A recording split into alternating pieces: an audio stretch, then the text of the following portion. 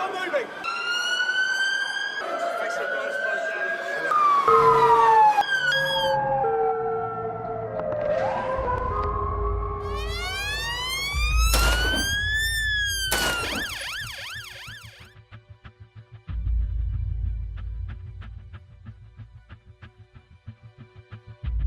Is someone with 2 weeks training going to make a big difference when they arrive at a terrorist incident? What they're really talking about is giving people 2 weeks training in using a Glock handgun. What you've got to show is that the public would be safer by having officers more immediately available with a firearm.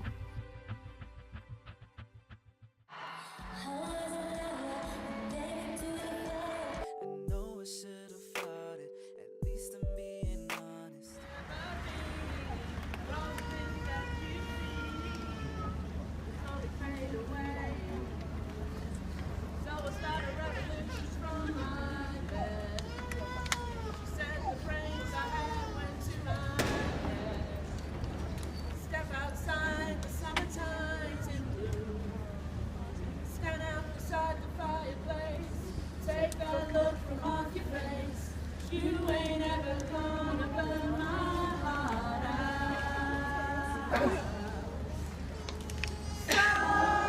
Sally can wait.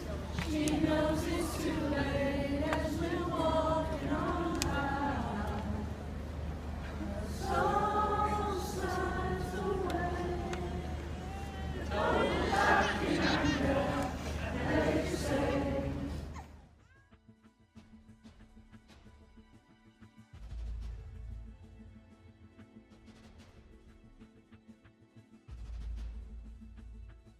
All forces now have a number of highly trained, authorised firearms officers, and these are the people you see on the TV that are fully kitted up. They've got the body armour, they've got the fire suits, and they've got access to a range of weapons, and they're very highly trained.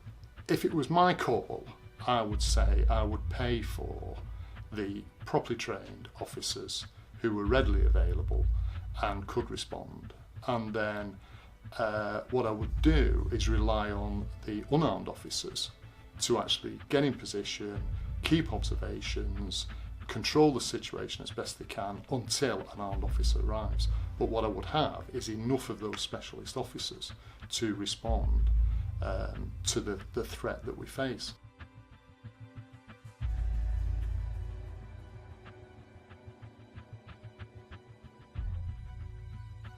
Yes. Yes. Definitely. Whether we should have a more general arming of police officers who are on routine patrol, I think is a very difficult one to answer.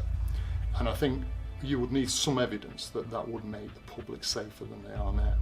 And I'm not sure that that evidence really exists. I think we need armed officers. I don't think we need them everywhere. I think we had them initially after the MEN attacks, which I agree with.